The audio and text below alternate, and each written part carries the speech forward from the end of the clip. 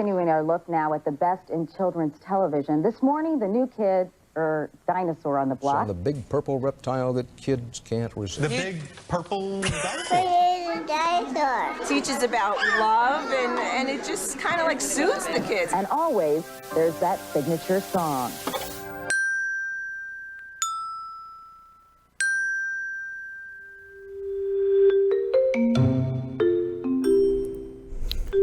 Here we go again. Purple Tales Podcast. I'm Nancy J. Carrie Barney Stinson, of course. Is this episode 17? It is, Nancy. How are you? I am fine, and I want to thank a personal thank you to all of the people who have found us, all of the people who like us, which means we want you to like us more. Hit that little like button. I now understand the importance of that. There you go. And because you like it, you want to share. So share this with your friends and make sure that everyone knows that Purple Tales Podcast is here. And go ahead and subscribe on YouTube as well. Oh, yeah, I subscribe. This is the only thing I subscribe to. I know. It was fun because the other day the new subscriber came up and said Bob West. Okay, that's the best. Isn't that awesome? Was Bob West. We've had him on the show. We have. And we're going to talk about some of these comments that we're getting, not only from Bob's show, but Barry's show and some of these other things. But you've been very, very busy. I have been. I had the honor yesterday to speak for the Million Cups Frisco. This is an organization that is about small entrepreneurship. And they have 200 different locations across the country. And a million cups. 1 million cups by the Kauffman Foundation. And you have a picture with, oh my goodness. That's where I was yesterday. Your name is in purple. They know what they're doing. Carrie Stinson Photography and a big audience. Yes, so I got to talk a little bit about my photography, my Barney career, and then of course Purple Tales. And it was just so cool.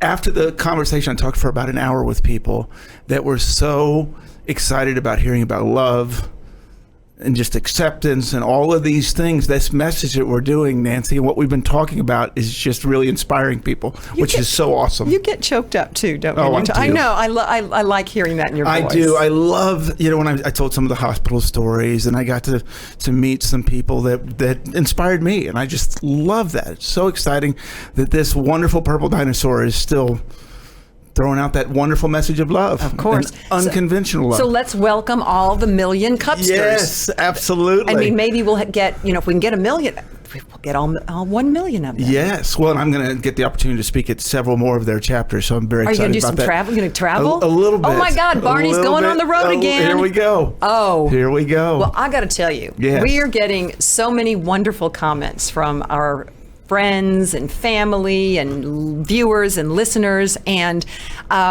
what's so funny is we have Bob West who responds to Barry Pearl last week. He's liking us, as is Steve White. And they're talking about the shows, which is so much fun to see. Yeah, the admiration they have for each other is just amazing. And I got to tell you, I talked to a lot of Barney Friends this week, and they loved seeing Barry bring out that old phone book and that hoarder bringing out all of those different things that he did. He admits to being a hoarder. Yes. In fact, I know that's a lot of the kids, and why do I always say they're kids? Because I feel like everyone's younger than I am. All of our fans are asking about a lot of the toys and the plushes and so on. And like one of our fans said, the 1988 Barney doll is seen in the Barney Backyard Show. Where is it? Well, we have in a couple of weeks someone bringing some of that original plush. No kidding. Well, and you know what? And then I mean, it's this word of mouth that's so much fun. I think with Purple Tales, which is good, because a friend of mine listens, and she told her 23-year-old coworker about Purple Tales podcast. Yes. And this friend of hers, I get all excited knocking that mic again. This friend of hers got all excited. She's 23, and she admitted that she still sleeps with her Barney doll, the plush, and she sent a picture. Which I mean, if you see it, obviously purple face, and he's got his little yellow onesie. He's sleeping in a onesie and his little nightcap. I love that. And that one is also at my house. You have? Do you? I have Carrie? That plush is at my house. Carrie, do you Yes. still sleep with a Barney doll? I don't. Well, you do because you sleep with yourself, Well, right? So there you go. There you go. It's kind of a weird way of looking Yes. at it, but it's okay. It's Yes, okay if we yes. still sleep with our Barney Yes. stuff. It is okay Yes. because found a new study, and this says a third of Americans sleep with a comfort object from childhood, which means a stuffed animal. 34% of those surveyed. So let's just say 34% of Americans keep something of sentimental value close to them when they sleep. So do not feel ashamed that you are sleeping with your plush Barney.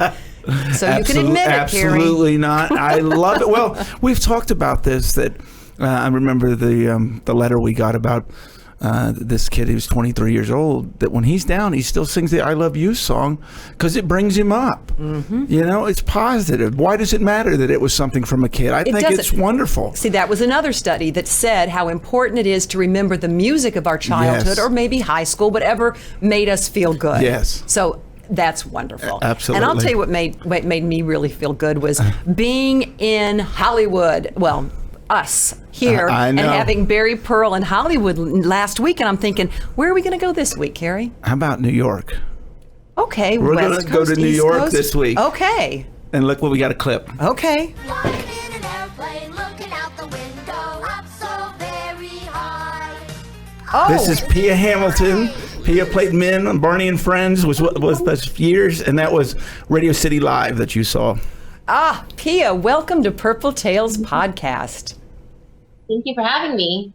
We've been getting lots of requests to have Pia on. Absolutely. And I've got to tell you, looking at some pictures, Pia, you have not changed one bit.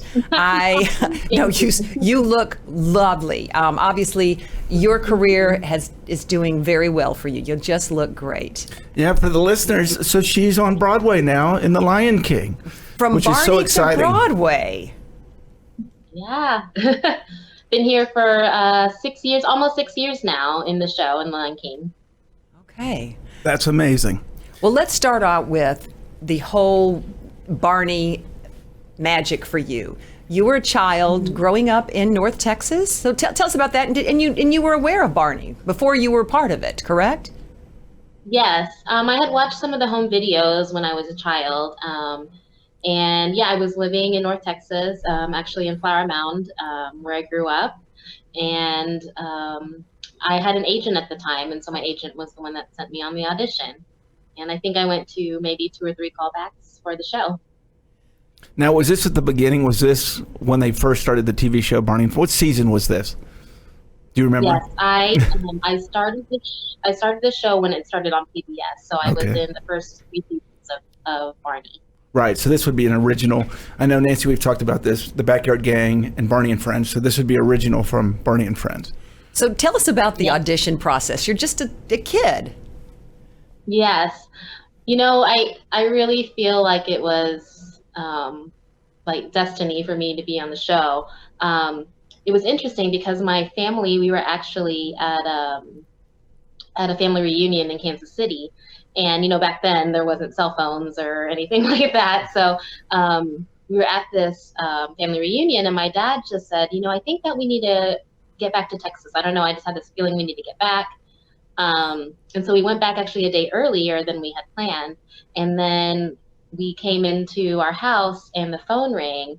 And they actually said that was the very last time they were going to call because they wanted to see me. I just got in and they said, well, we'll stay here for you. Can you get here as soon as you can? So I remember as a kid, I just remember putting all our stuff down. I took a quick shower and then my parents drove me. I don't remember what the audition was, but and then I auditioned. I remember I did a little scene and then I sang, I believe, Twinkle Twinkle Little Star. And then I danced for them. So I am a dancer now.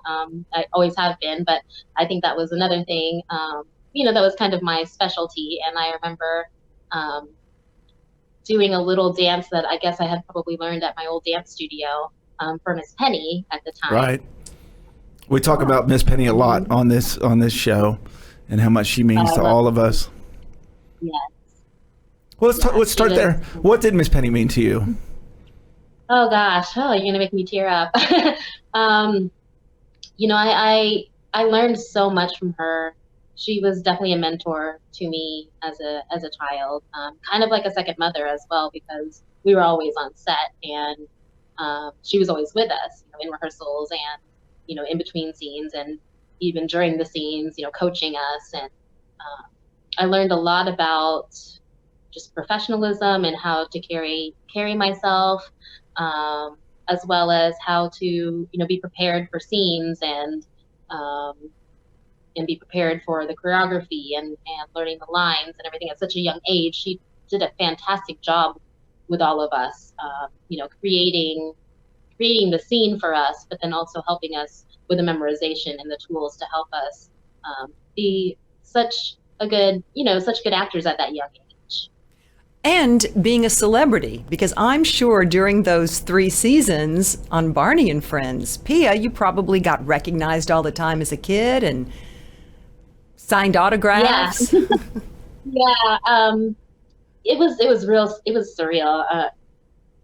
Going from just a kid, in normal public school to, I remember the very first time it aired on TV, I had my friends over, and just everything just changed after that. I would still my parents did a fantastic job of keeping me like a sense of normalcy in my life. I still danced, I still would go to dance competitions and stuff, but I would remember at that young age, as Barney became more popular, I would start getting noticed more, at events and things, and it was different and cool, but a lot, I think, for a young child to have to take in as well. Well, what was it like seeing yourself on TV for the first time? I think back as a child, I didn't mind it. I loved it. I'm definitely more critical now as an adult. But back then I just thought it was so cool, Do you still have I guess maybe the videotapes of the show? Oh, showing a picture here. Look, see, you look exactly the same. Oh my God, you do. And I mean, for those of you who are just listening, here's Barney, and Pia's got a little drum and pink socks, cute, purple, kind of purple pink socks, right?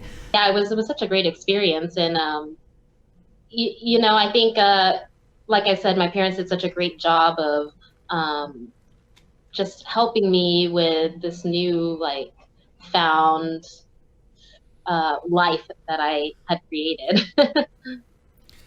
Well, I was going to say it.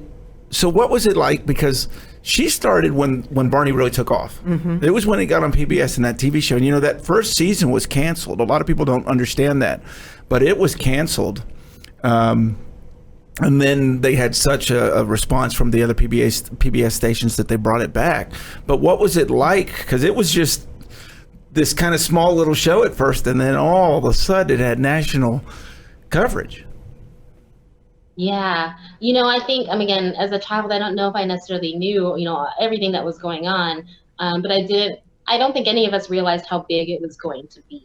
And I remember after that season, just the feedback that we got, and then being renewed again for the second season and the third season, and then going to Radio City, it just all seemed to kind of explode, and you just saw Barney merchandise everywhere. It got to the point where I was, I had my cast jacket a lot of times, and I felt like after a while I couldn't wear it because I was being stopped everywhere I was going. So yeah, it was like I said, it was a lot, but I didn't feel too overwhelmed. I think, like I said, I think that my parents and the whole Barney cast did such a great job with us kids back then, creating such a nurturing environment for us. Share your memories, both of you, about Radio City Music Hall. We talked a second before we went on the air, Pia, and you were saying that was probably your first time in New York. Yeah, I think so. I think it was my very first time in New York, so. Kind of funny that I lived here. It's crazy. It was my second time in New York. So I think for both of us, it was such a brand new experience. And I think for myself, I know being on that stage at Radio City was such awe, because I knew, what a special place, and to be able to perform and have the opportunity was incredible. What was it for you? Yeah, I remember the first time we got to Radio City. and I looked out in the audience, because I don't even know how many thousands of seats there are, but it was, probably the biggest stage I had ever performed on.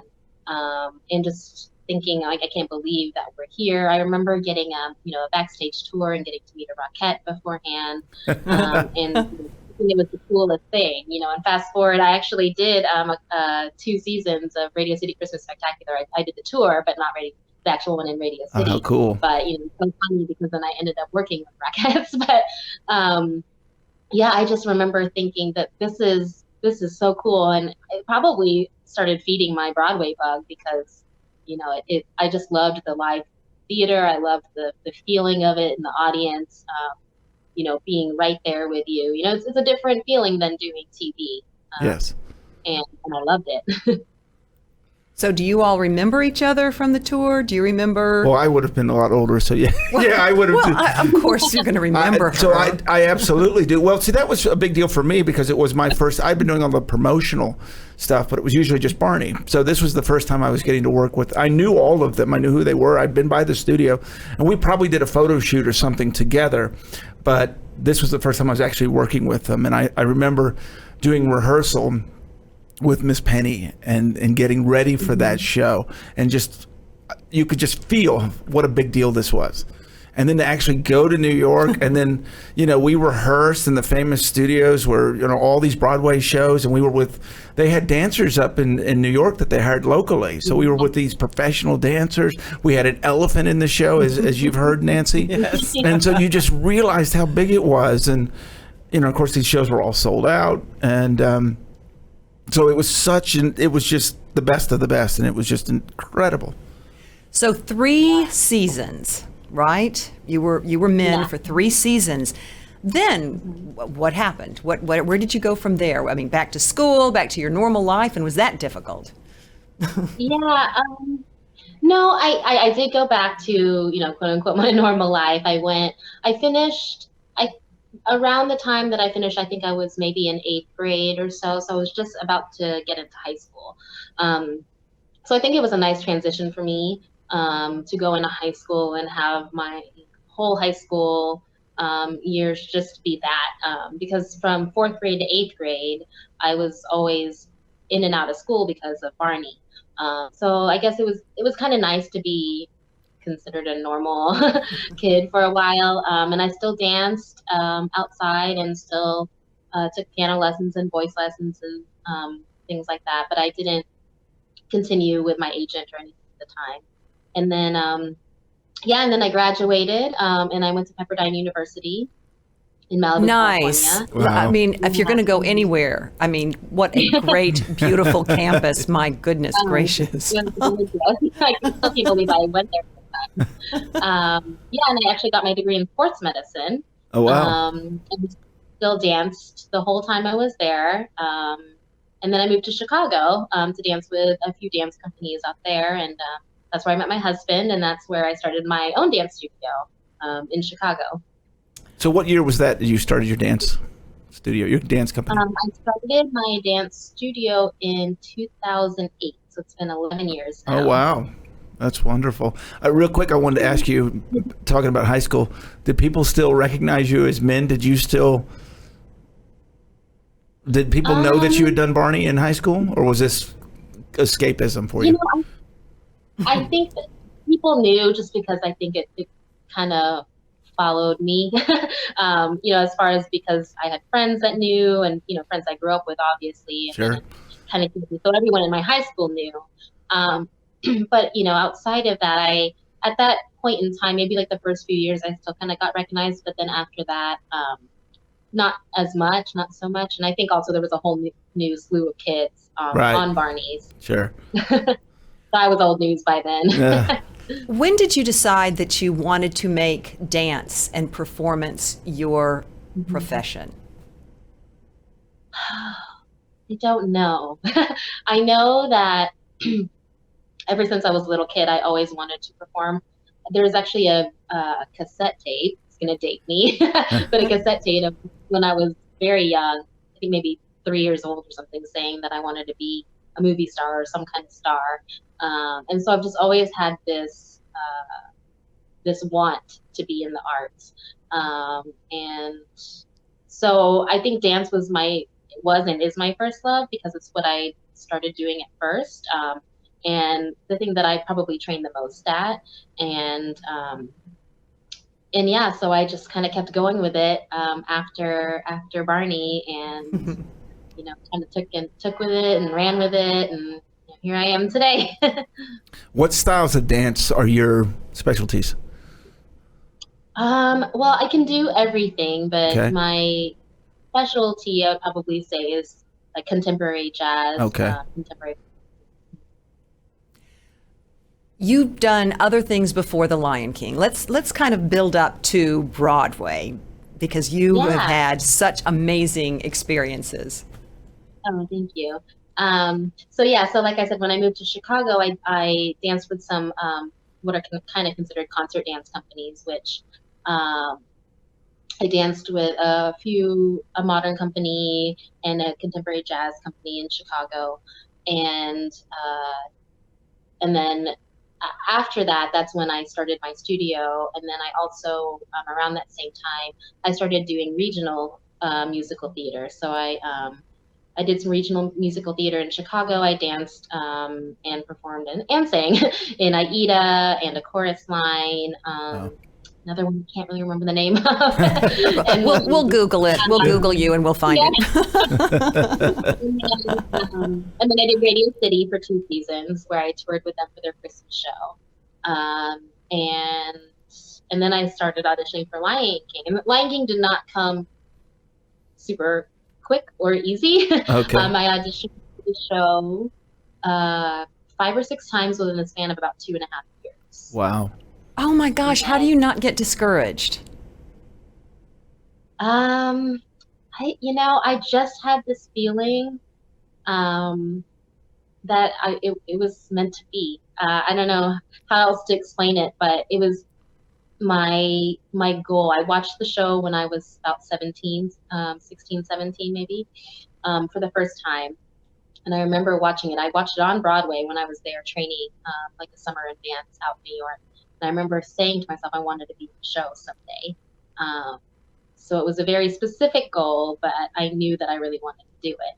And and so I would audition, and most of the time I would make it to the very end, what they call like the end cut. But Yes. in a long-running show like Lion King, there's already people in the show, so you kind of have to wait for those people to filter out or Right. whatnot before your spot becomes available. And because of my height and my ethnicity, there's only what we call track. There was only one track there is only one track in the show that I could do. So I basically had to wait for that one spot to open up for me to be in. So, it was just a lot of persistence, and I just had a feeling that it was going to happen at some point, and that I just needed to keep on going. That's such a great, congratulations. That's such a great message. It's we're seeing some pictures here from Lion King right now. That's such a great message to talk about, because the arts really are very difficult. And these are pictures of you that we're seeing, right? Yeah. Oh my goodness. You have a very prominent role. You are amazing. And those costumes. I know so often, Carrie has talked about how heavy the Barney suit is, but some of the things you have to wear in the Lion King, those are kind of weighty as well, aren't they? Yeah. I changed I think I changed like 12 times within the show. Wow. So I'm lots of different characters as well. I start off as a gazelle, I'm a lioness, I'm a hyena. My hyena costume is probably the most heavy, is probably about 25 pounds. Yes. So you can relate, Carrie. Yeah, absolutely.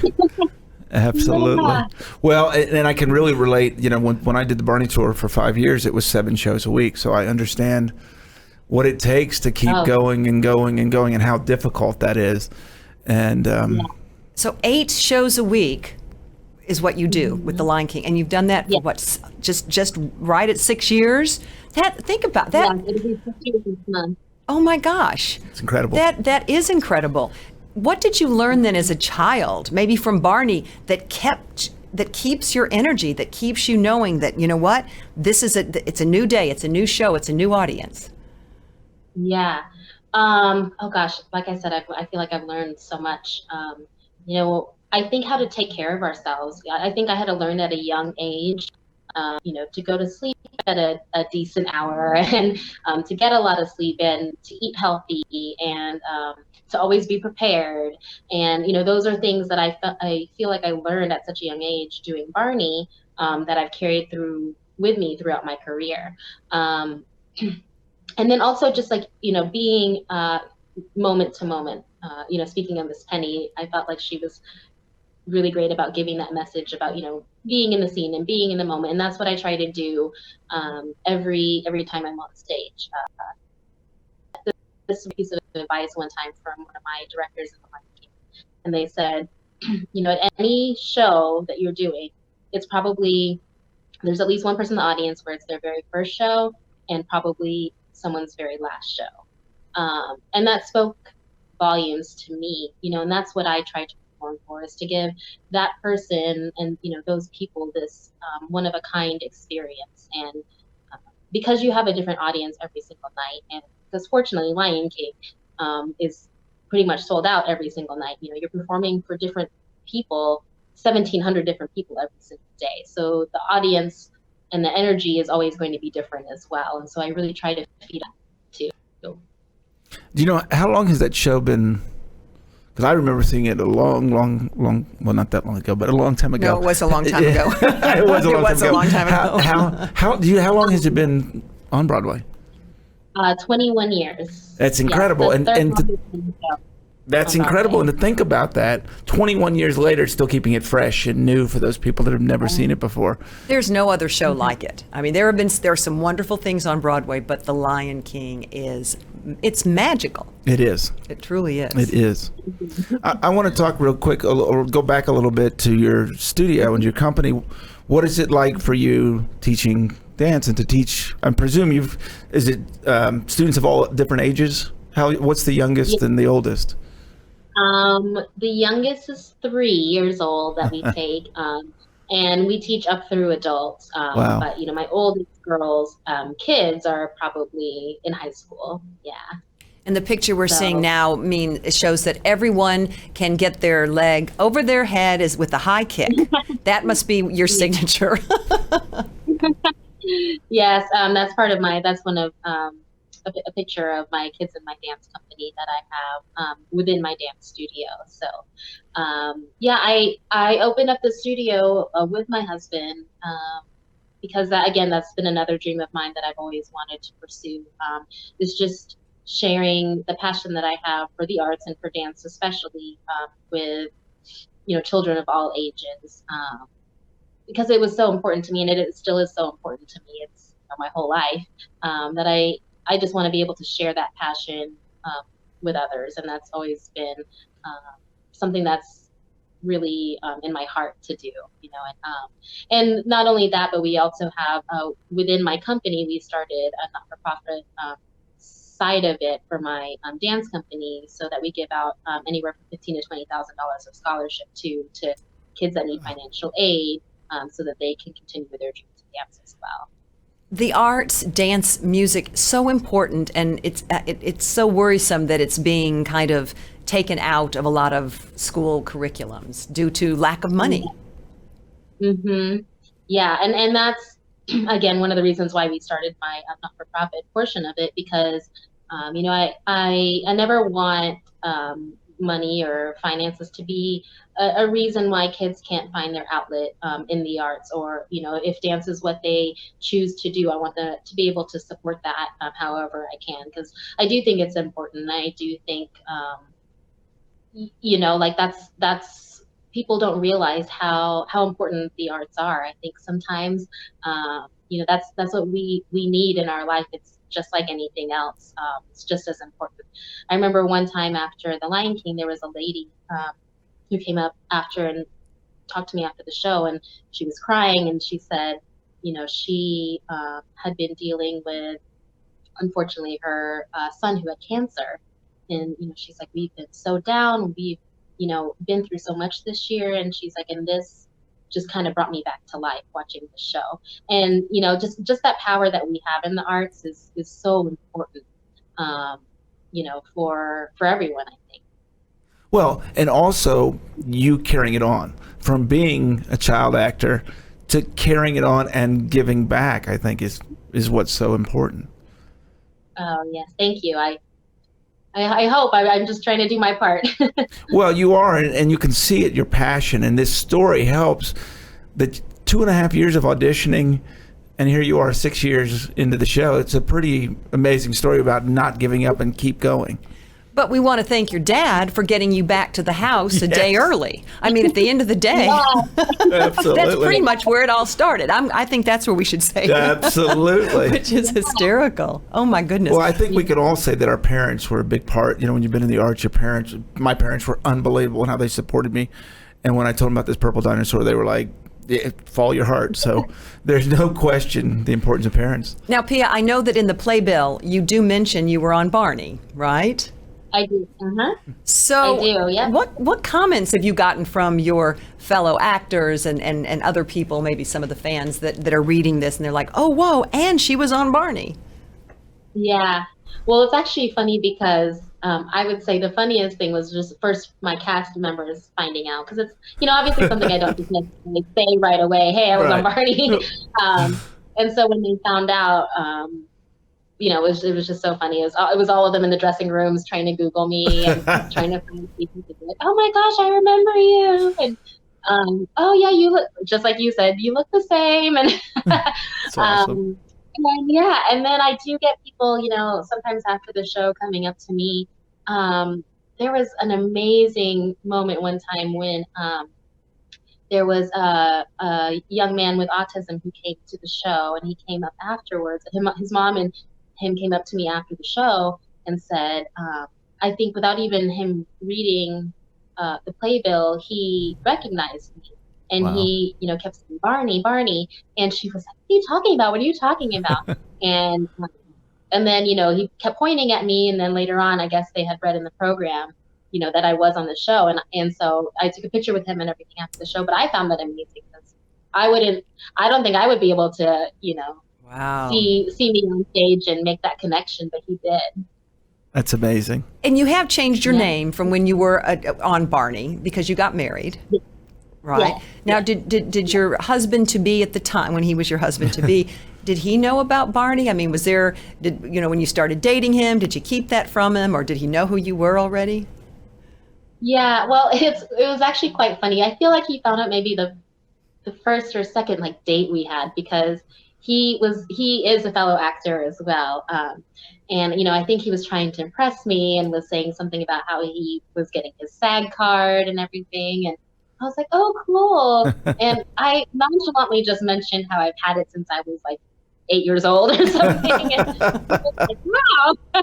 And so that's how we kind of got started talking about it. But of course, he was, one of those cool kids at the time when he was, thinking he was too cool for Barney. Right. When it first came out. But he's like, I can't believe I'm dating someone from that show now because. That's awesome. I love that. That's awesome. I understand that story too, because I've been Googled several times on that situation as well. So. Yeah. Yeah. So do you ever, is there any comparison to going out on a Broadway stage? And I'm pulling here, but going out on a Broadway stage and then going out on the stage as a Barney kid when you were at Radio City Music Hall. Is there some similarity in maybe what happens to your heart, what happens to your emotions? Oh, yeah. I think that anytime you go on stage, it's similar in the aspect of you're always going to be a little bit nervous. You're always going to, at least for me, my process, I always think about things such as my lines or a dance move or something before I go on stage, to kind of prep myself. And the feeling to me is always the same in the aspect of it's just like that adrenaline rush and that feeling of that energy. I always say there's nothing like it. There's nothing like being on stage. I feel like I actually wrote my college, entrance exam, or when you write about something, I think I actually wrote about being on stage, because there's just nothing like it. And I feel like it's very similar, and no matter what age you are, you still get those feelings. And I remember being a kid, doing Barney and even doing dance competitions, that feeling of nervousness and excitement, that never goes away, and that's the same, throughout time. Well, yeah, and in that show, Nancy, in the Radio City, she had been on the show. I think you'd done 2 seasons before Radio City. Yeah, I believe. So they introduced, Barney yells out, "Men!" I mean, everyone knew who Men was, so that sold out every night. So, I mean, I can imagine hitting that stage. It had to have been very cool because they all knew who you were. Yeah. No, I remember, we would come out one by one, I think behind that curtain. Yes. And they would say our names, and we'd go out there. I think one of the most magic moments was speaking of Twinkle Twinkle Little Star that I auditioned with, I believe I sang it in that show as well for like my solo song. Uh-huh. And, just having all of those eyes on you and watching you in that specific moment, and to have that at 11 years old, 12 years old is just unreal. Yeah. That's a lovely memory. How about some good memories that you have from the TV show? Anything that kind of stands out? Oh, yeah. I remember one of my favorite moments, and I don't know why I remember this, but we were filming Imagination Island. It was the I think it was NBC special. We had Barry Pearl on last week. Tinkerpot was on Purple Tales last week. Yeah, he was amazing. And I just remember one of the first scenes that we shot was this bedroom scene. It was me and Hope, or Tasha, and for some reason, it was like the way they were panning in and out of the bedroom scene. I just remember we had to do the take like 30 times or 40 times or something really ridiculous. Like it was like the most I had ever done. But I remember just laughing through it, and I don't know. I mean, I don't really remember much about what the actual scene was, but I just remember having so much fun because they would just be like, again, and me, as they would the thing, like, how many times are we going to do it? Let's see how many times we can do it. Yeah, but I have such fond memories of it. And what's funny is the things that I remember the most are the times where we were, waiting for scenes to go on, and just the friendships and the games and stuff that we would play in between scenes. Like that, those are things I actually remember the most. What was most difficult for you on Barney? Was it remembering lines? Was it dance moves? What was the challenge, or was it all come easy to you? I'm trying to think. I mean, I wouldn't say it was all easy, but I think as a dancer, and I was a dancer back then, even the dance moves and stuff, it wasn't really hard for me. And I think that memorizing lines and stuff also came pretty easily to me. I think really all I can remember that was challenging sometimes was the schedule. Just because it was basically like you have a full-time job as a kid, and then, like I said, my parents and I, would try to keep myself in other activities outside of Barney so that I could, just maintain a sense of normalcy. So then I would always do something after, whether it be dance or acting class or piano lessons. So I just remember being very busy as a child. I bet. I don't think that. I mean, I don't necessarily think it's a bad thing. I also think that that's why I'm such a busy adult, because I think I don't know any other way. Right. So I think that maybe is the challenge, but I think it's kind of followed me through my life. Have the songs followed you? Do you remember those songs? Are they still playing in your head on occasion? Oh yeah, the cleanup song. I'll still sing sometimes. We talk about that all the time. The cleanup song seems to be everyone's favorite that they remember. Oh, so yeah. can you everyone sung a little bit? Can you sing a little bit for us, Pia, if you remember it? Clean up, everybody everywhere. Clean up. I don't remember the rest. Everybody do their share. There you go. That's amazing. What was your favorite song? Do you remember? Do you have a favorite Barney song? Yeah, probably Mr. Sun, because I used to have a little like soft shoe tap solo in it every time we did it, which I, over the course of 3 seasons, I probably did it a handful of times. Sure. I got to do that little solo part, which was awesome because I just loved to, perform and tap at any time. Well, and I know Penny was good about seeing which kids, who were the dancers and who weren't, and using them in those type of situations. Yeah, she, like I said, she was so great. And I think, she used me a lot in that sense because I was primarily a dancer, even more so than an actor at the time. And so I was fortunate because I got to do a lot of the little extra moments, I guess you would say, in the show. Do you keep up at all with any of the former Barney people? A little bit. I see just kind of through social media, and Facebook. I kept in touch with some people. I know that you guys were actually mentioning Bob West earlier, and I've talked to him quite a bit also through Facebook. And some of the kids that were in my cast as well. I just I keep up with them in posts and such. But unfortunately, I feel like we're all so spread out, so it's not like I don't get to see. I would love to have a reunion at some point. I think that would be so great. Yeah. From your lips to Barry, to Barry, and to all Barry Pearl and Bob and Carrie. Yes, Yeah, you'll do it. Yeah, we're all feeling it. Do you think that could there be another Barney, or do you think it's more in a time capsule? Oh gosh, I think there can be something like it, but I think it's kind of one of a kind. It's almost like how I am in Lion King right now. Like, I think that it's, there's other great shows out there, but it's just one of a kind. And I don't know if it could ever be replicated. And especially I think and also I think the timing of it, like, I think it just came out at the right time, and just when it was needed. And I think that that's why it became so big, is because it just all happened at the right time in the right space and in the right format, to make it what it is today.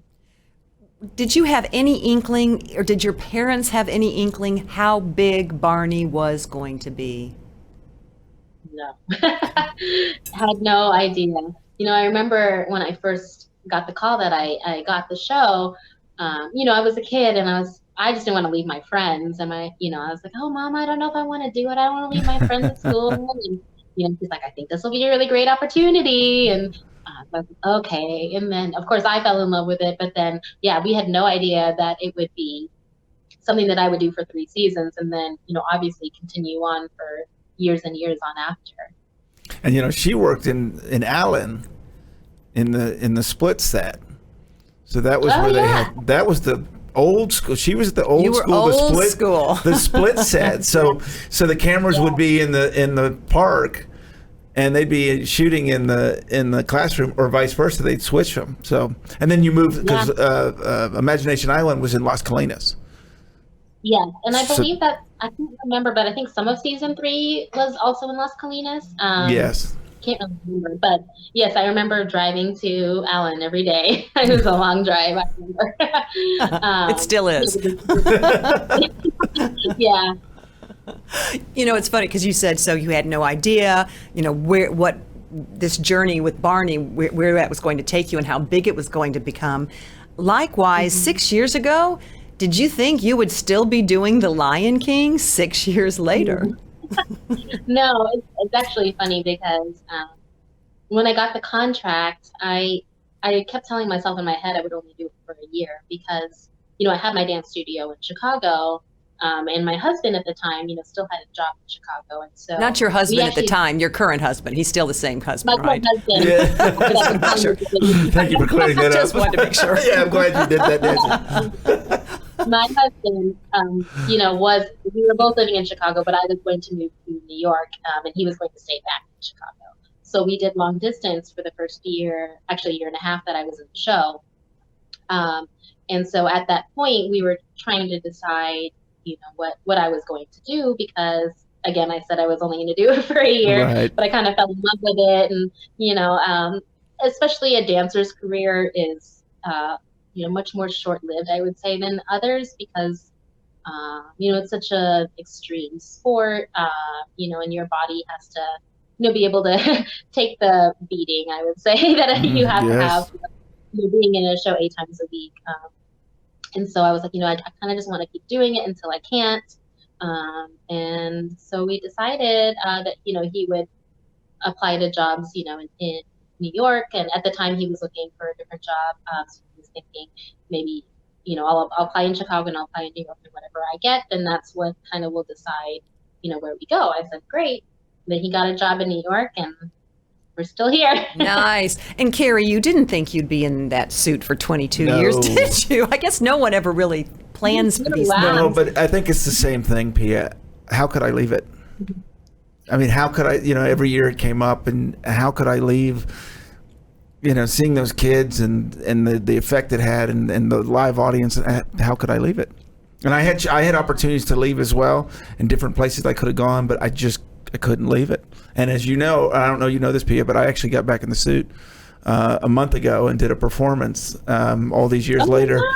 And I couldn't tell him no. There was no way. I had to go do it again. So I understand that passion. And it still fit? It still fit. It still fit. I still could move. Oh my goodness. It just never ends. It never ends. So is there really Barney magic? We've talked a lot about this. I mean, do you believe in Barney magic? And what does that mean to you? Oh, yeah. To me, I think Barney magic is, it's hard to even put it into words.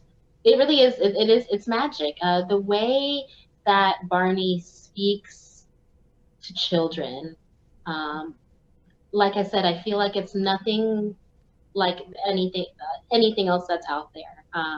And that's why I think it became such a big hit. The way that he expresses and, shows, the whole I love you, you love me song. I mean, it's just that to me, that, everyone is loved, everyone's accepted. There's a place for everyone. There's a place for your imagination.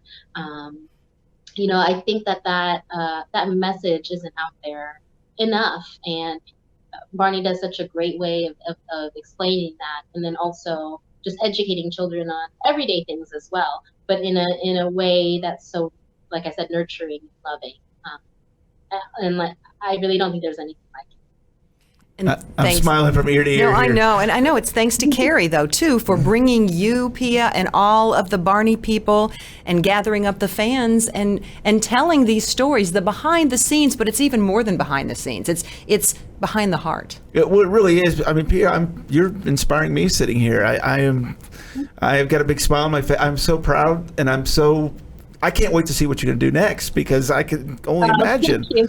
Well, I can't wait to come to New York and see you on Broadway, from Barney to Broadway. You are an amazing young woman. And I think let's thank Barney for that. Well, and Why we not? would love to have you back on. Oh, anytime. Thank you. Thank you so much for asking me. I think that this is such a great thing that you guys are doing. And, I'm honored to be on this show. And, I can't wait to watch all of the ones that you've done before and the ones that you do in the future. And the way you can do that, Pia, that's Purple Tales Podcast. We're on YouTube. We're on all of the different That's right. platforms. Like, share, and subscribe. Like, share, and subscribe. That's our new rule. Anyway, thank you. We And like congratulations. you. Yes, congratulations, Pia. Thank you. I appreciate it. Haven't changed a bit. Absolutely not one iota.